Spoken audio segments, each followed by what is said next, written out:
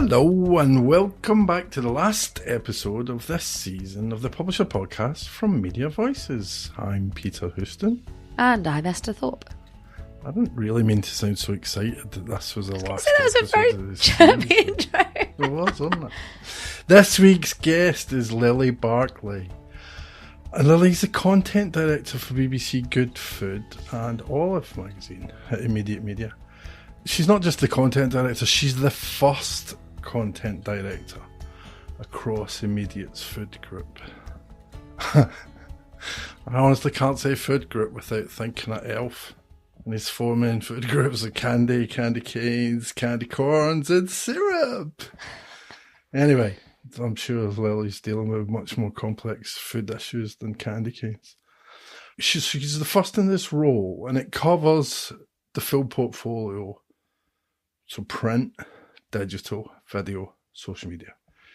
She's actually been with Good Food for about 18 years. It was probably her first job in publishing. And she was explaining to me that this content director role has really developed out of Good Food's kind of, it's a 30-year-old brand and it's evolved as all decent brands have. From print only to this multi-platform situation. And I guess with Olive, a multi-brand situation. So the specialist publishing group that they have today. Immediate have got a couple of different food brands, and then they bought NutriCheck and that sort of sits alongside them. What separates the audience from them, given I guess if you're interested in food, there's likely to be a lot of overlap between those two. Yeah, there is. When she talked about commissioning, she talked about commissioning content and then deciding the right place to put it, which I thought was interesting. But in terms of what separates the brand, so Good Food is this sort of practical, solutions-driven content. I feel like I use Good Food all the time. How do I make a really basic cauliflower cheese? Yeah, well, exactly. And that, how do you make the best lasagna ever? How do you clean your barbecue? Really practical, solutions-driven stuff. And I guess it's always been like that. Olive, which I think it's about 15 years old, it was set up as this aspirational, inspirational food brand. So more food culture. The idea that, look at this amazing cocktail list for your summer party. Or have you ever tried making this really fancy schmancy dish to serve at your dinner party for your friends and impress them? That kind of thing. And it also includes travel and restaurant reviews and stuff like that. So it's much more of that inspirational, aspirational stuff. What ties them together, I think, was interesting. Something we've heard from other Immediate people that we've interviewed is that the company's investment in trusted content, I think, is a really big deal. And that comes through at all sorts. We talked about Immediate's investment in Good Food's kitchen. Good housekeeping to their kitchen as well, didn't they, over at Hearst? And I don't know enough about that to understand why, so I asked that question. And the point is, so there's two things going on there. One is making it fit for purpose in an age of digital content. So the lighting, the space that they have, they can have multiple content creators in at one time. They can do their videos. They've got overhead lighting, or overhead cameras, that they can take food shots and stuff. So all of that stuff, making it fit for purpose for that. But then the other side of that is actually making it fit for purpose in terms of real-world recipe testing. Sorry, are you saying ChatGPT's lasagna recipe doesn't stand up to scrutiny? Well, it's certainly not been made 3 times in a row and eaten by the staff to make sure that it's okay. And I think that, again, that was interesting because it was that real, what's driving this investment? Well, it's 2 different things. One is content creation, but one is actually that trust and authenticity thing. And I just, the way she talks about that, because they're obviously so proud of it. It sounds like it's quite a big space. The stuff, the equipment they use isn't like super specialised ovens and stuff. It's the kind of ovens that you and I would use in the equipment. And they review that. And they amend the reviews as they go along. We brought this blender, but it only lasted 6 months kind of thing. So I thought the real world trust authenticity part of that was really interesting. And what's real world trust and authenticity without a bit of print?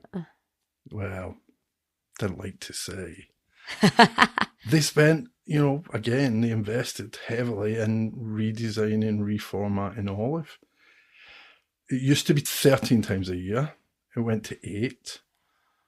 But, the classic print reinvention story, bigger, better, print as a collectible. The kind of makeover basically means there's more pages in each issue, quality stock, really rich experience, high-spec photography. And what I thought was lovely about this story is it's worked. Doesn't always work. This one's worked. They've got a new higher price point on it. It's $8.99. And that's paying off. The newsstand sales, even with that higher price point, are up 40%. The subs are up 400%. Now, we don't know what that base is, but that's a jump, right? And subs revenue is up 40%, 39%. So, yeah, that's a success story that I love. I mean, I did get a copy of their first relaunch issue. I think it was their sort of winter issue. It was absolutely stunning. Yeah. Like the pavlova on the front just made your mouth. It was beautiful. Like it did really feel like a proper sort of premium product. It was gorgeous. Well, and the results seem to tell that story. So yeah, excellent. Talking of trusted content and increasing things and increasing subs and revenue and audience connections, can we talk about our favourite sessions from the Publisher Summit next week? So Wednesday, 8th of July, if you're listening to this before the 8th of July, it's the first time we've combined all of our different product verticals into one big summit stream. So we've done the podcast and print summits in the past. We're bringing it all together. The idea of that is that these are no longer siloed strategies, very similar to what Lily talks about. They all need to come together towards increasing reader relationships and revenue, obviously, and have to be seen holistically to achieve that. So, Peter, apart from the aircon, what are you most looking forward to next Wednesday? Just the aircon. So I'm hosting a panel right at the end of the day. I mean, you've done a great job on the programme. It's always excellent, but you've done a great job. But I'm hosting a panel at the end of the day on the opportunities and pitfalls of publishing on other platforms. That we could have had that session every year for the last 15 years, basically.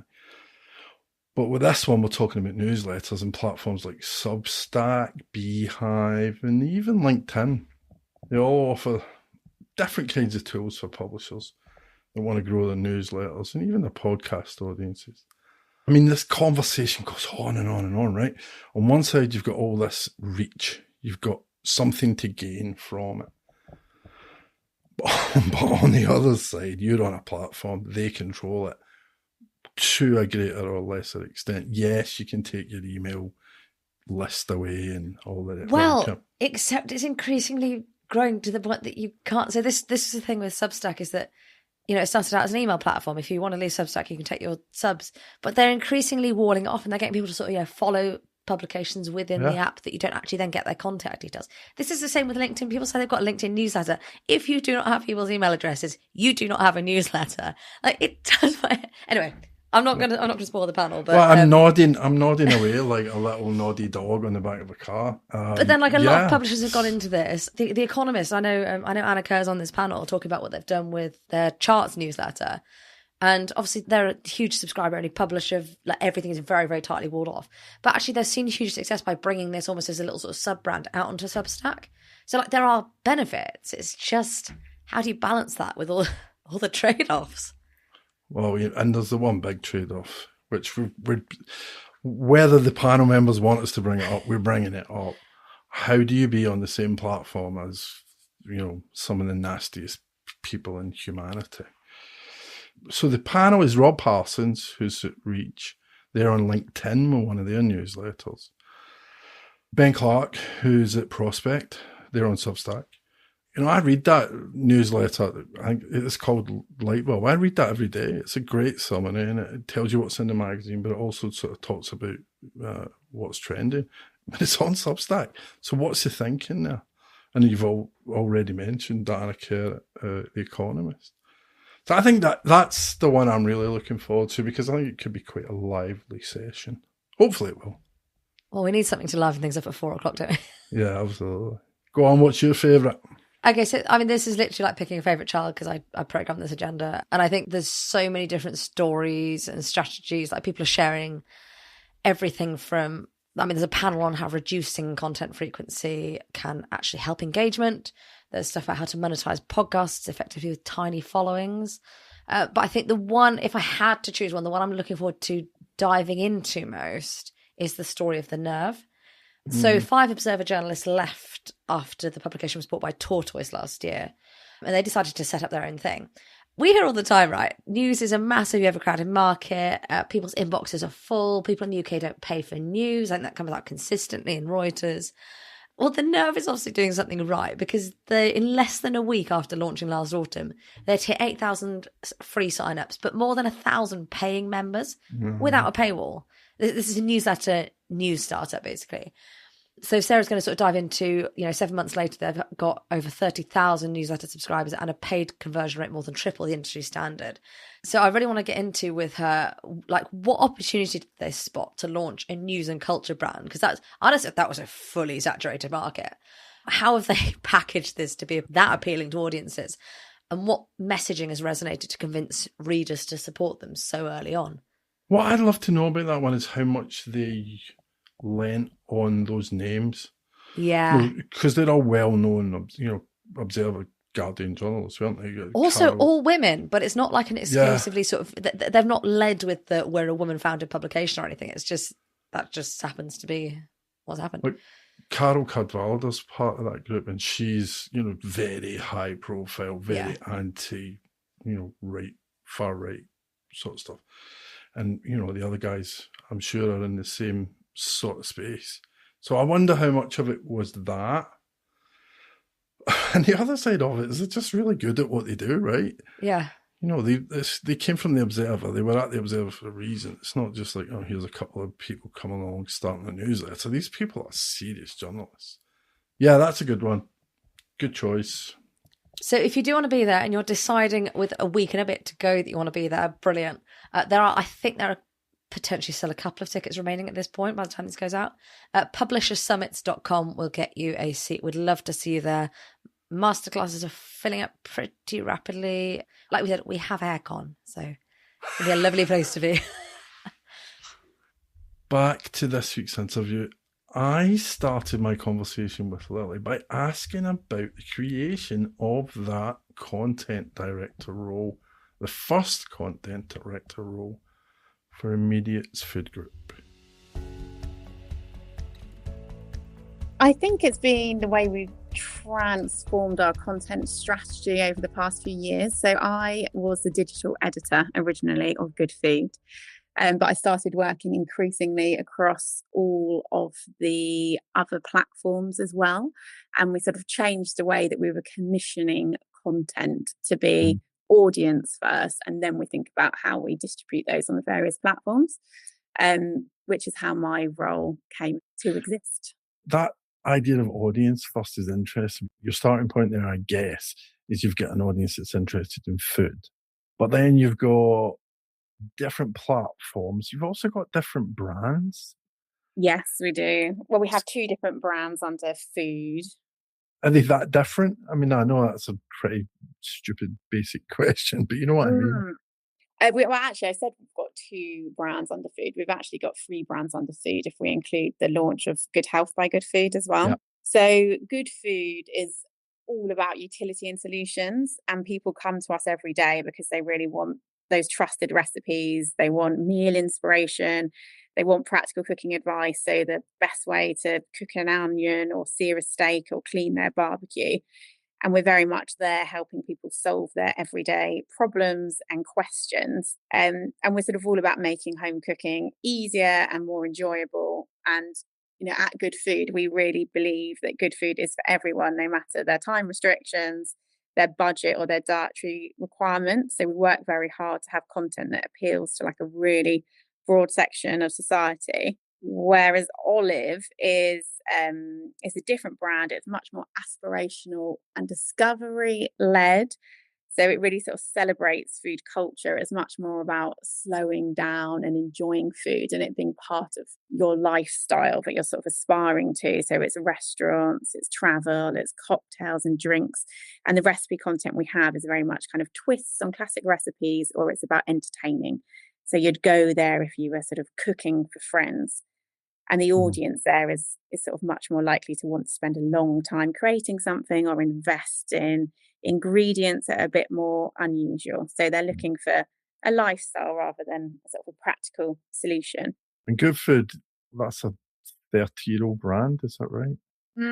Yes, it's been around for a really long time. So it's had kind of a series of evolutions. I mean, I started out as digital assistant on Good Food when I was, God, how old was I? 23 potentially. Right.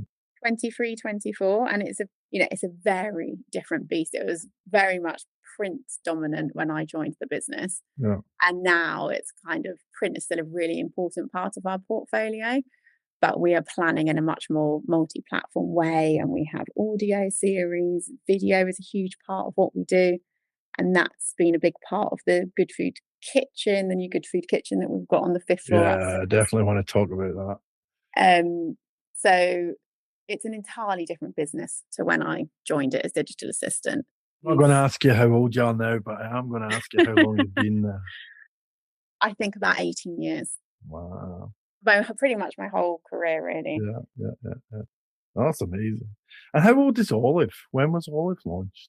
Oh, Olive is still a pretty old brand. It's about 10 years. It launched in 2003. Oh, wow. As a sister brand to Good Food. So yeah, that's I didn't realise it was that long. Yeah, no, a very well-established brand. So, listening to you describe those two, you've got two different things going on. One is that practicality. I buy good food because I need to take care of stuff. I need to feed my family. I need to clean my barbecue, whatever it is. So there's a real kind of pragmatic, I'm part of this community because I want to do this stuff properly.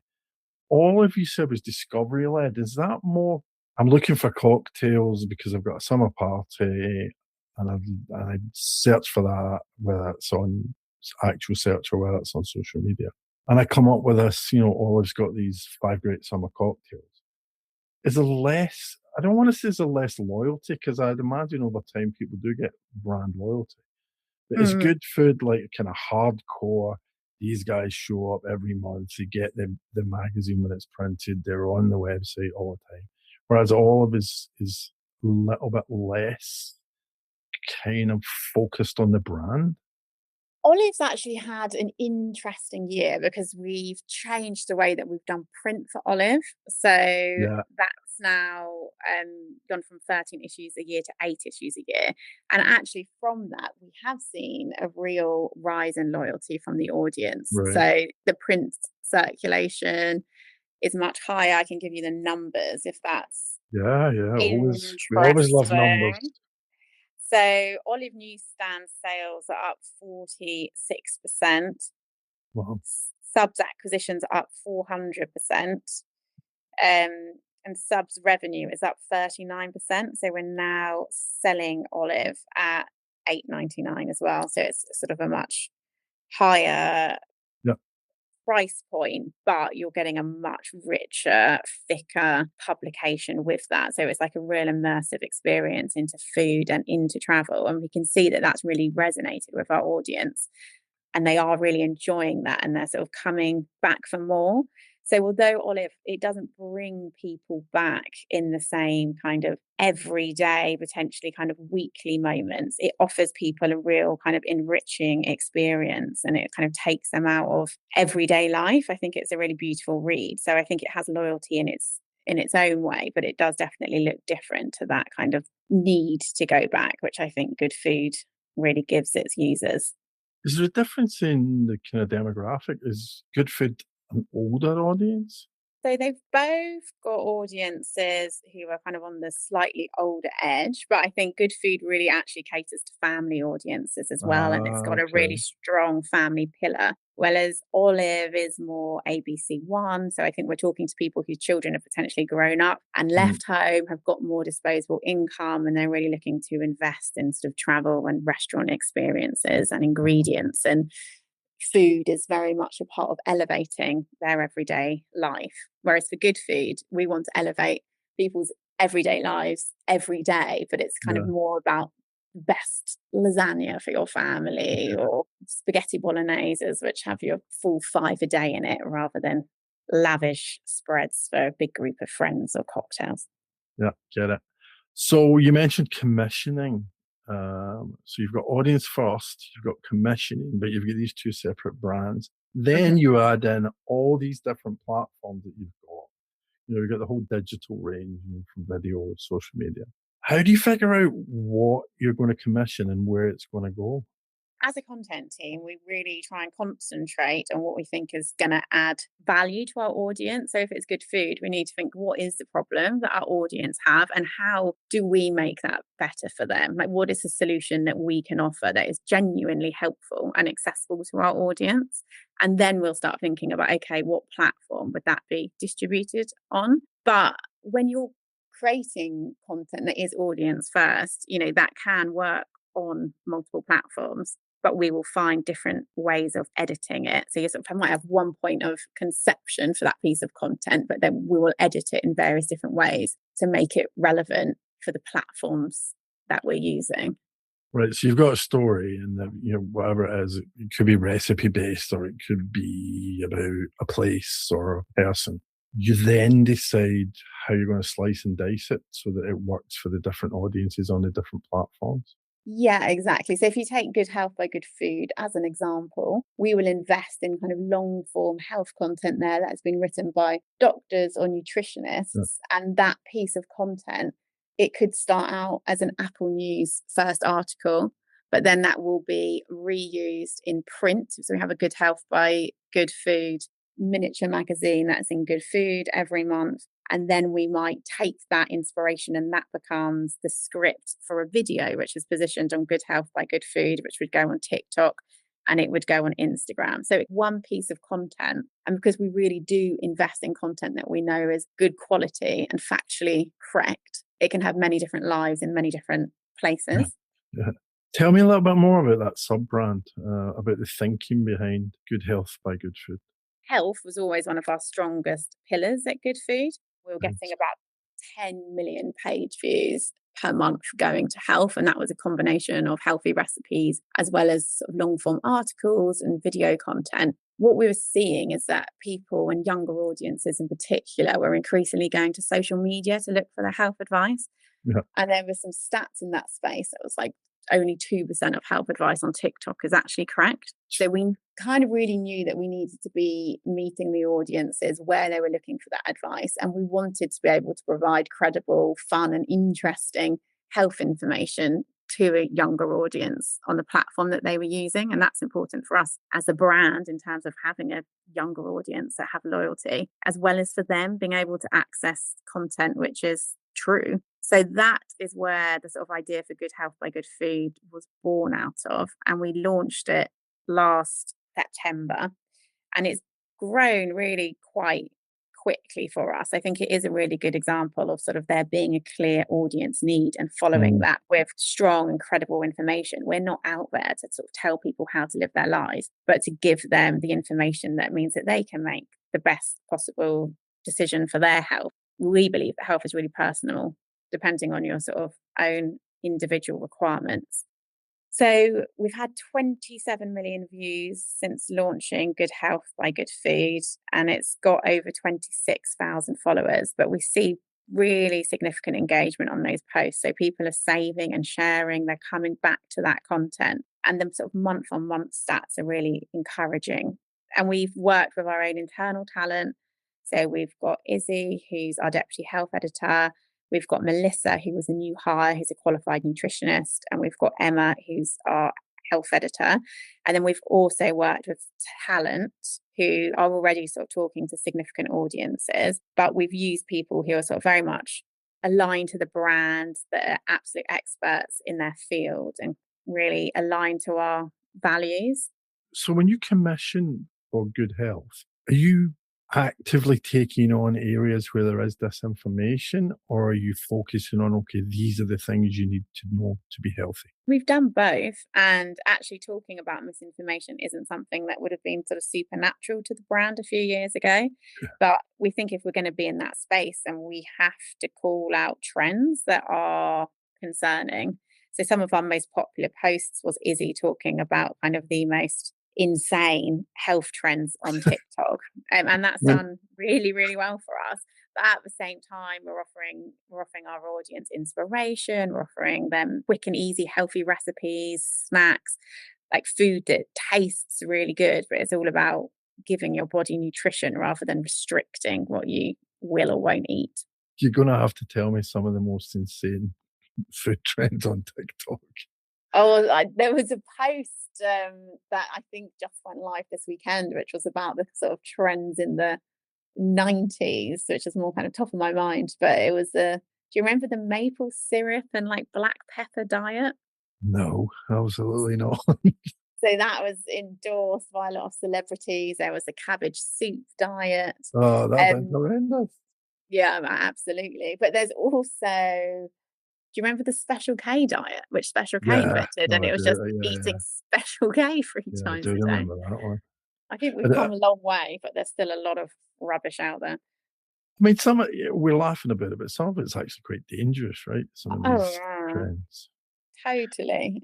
I think what's interesting about this, if you look at this in a broader sense, is that idea of trusted media. Mm. You know, where you have a brand, which is in Good Food's case is 30 years old, and you are trusted. How do you leverage that trust? How do you make sure that that trust builds and that people really see it? On our digital content, the trust is really prevalent because of the comments and ratings that we're getting back from the users ourselves. So that's not so much us talking about us being a trusted brand, but it's very evident when you've got 5,000 comments and 5-star ratings that this is content that does really work, and that our community and our audience rates that content. But we're very clear about the people that we work with and why we work with them and what their expertise is. And we've also opened up the kitchen in terms of our social channels, so you can see how much work goes into testing a recipe.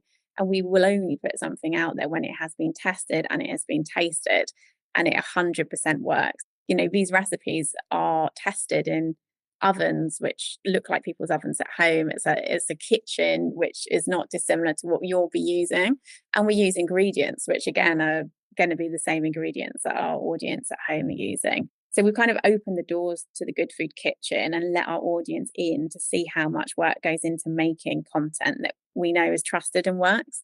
And that's the same for our reviews content as well. So if we're reviewing mixes, we will review those mixes, but we will continue to use them. So we know what long-term use and durability is actually like, and we will update those articles with that content. I think it's really about letting our audience experience the day-to-day running of the brands, because there is so much passion and work that goes into bringing that content to life, and that wouldn't have been seen a few years ago. It wouldn't have been available for our audience to see.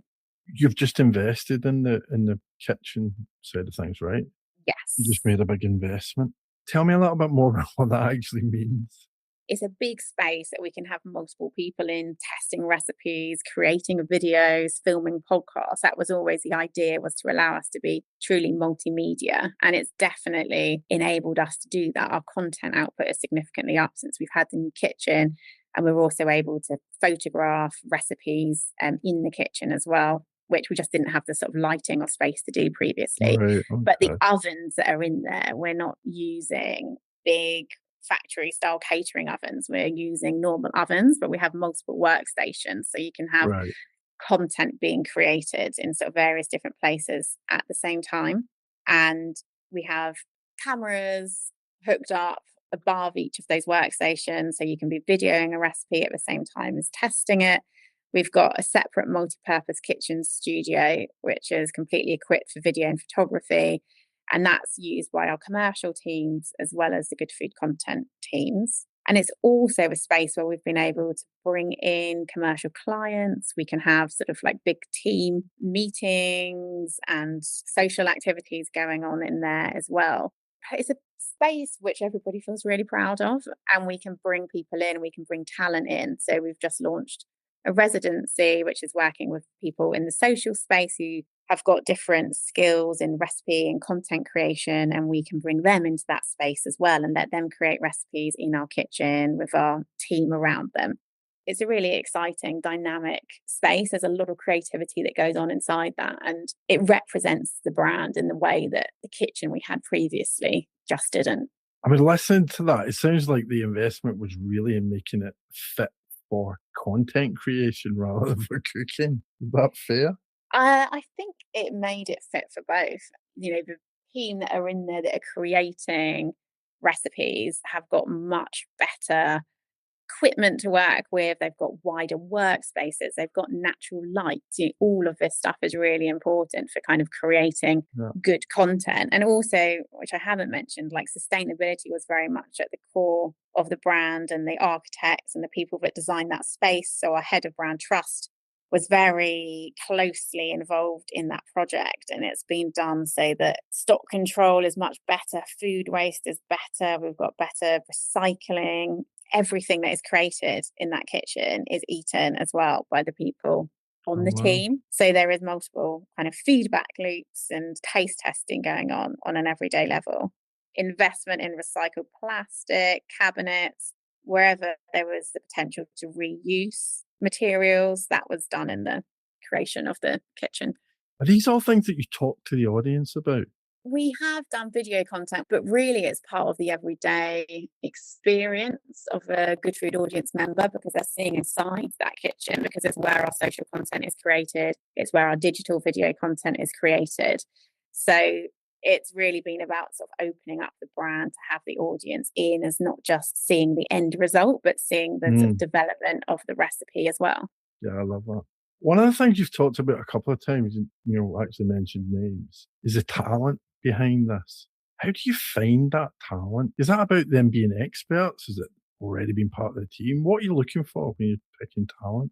I think when we're looking for talent, we're really looking primarily for authenticity and for people that can connect with their audience, because that's a really difficult skill, actually. Like turning up on camera and being able to be yourself and be natural and connect with the audience is a difficult thing to do.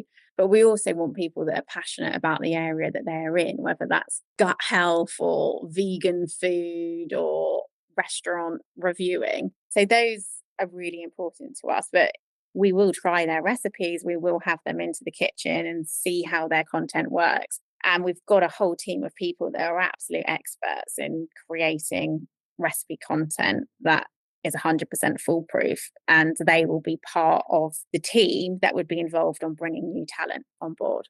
So it's kind of specialist knowledge, but also they need to be able to project to the audience as well, I guess. It is a combination of having specialist knowledge, which we know is genuinely useful for our audience, and being able to deliver that in a way that is fun and engaging and makes it accessible for a really wide audience base, because we have a huge audience reach on Good Food.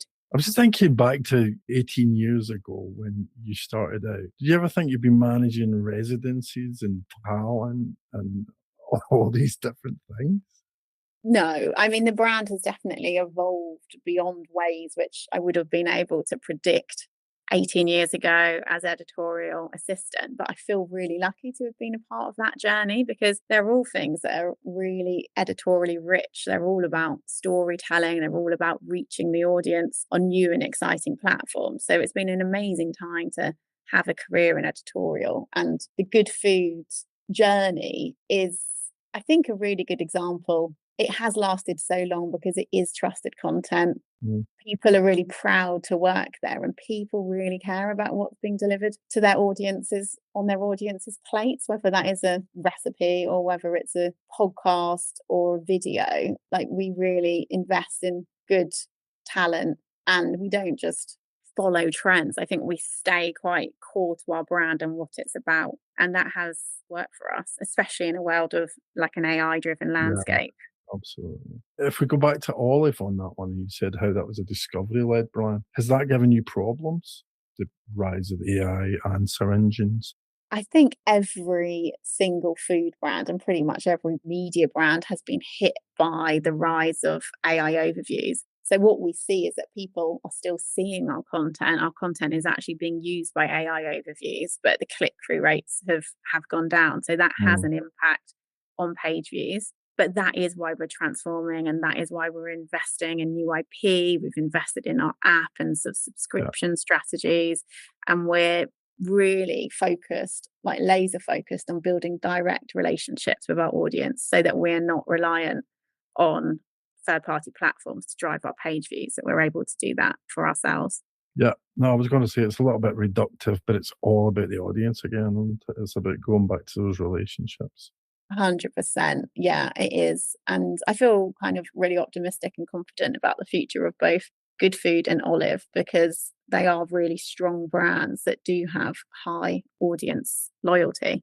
I'm going to ask you a really unfair question, but of all the different types of content that you make, what's your favourite?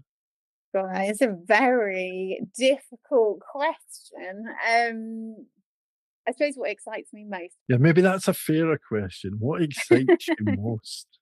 I think product is really an exciting area. So we have all of this amazing content on Good Food, but when you combine that with product and the right tools, you can launch something which really makes people's lives better and easier on an everyday level. And I think that's really exciting, and that's a really sort of fundamental part of our subscription strategy. But new IP formats like video and audio, I sort of went into editorial because I love storytelling and I love editorial content, and being able to do it on those formats which can provide such a sort of rich and engaging experience is really exciting to me.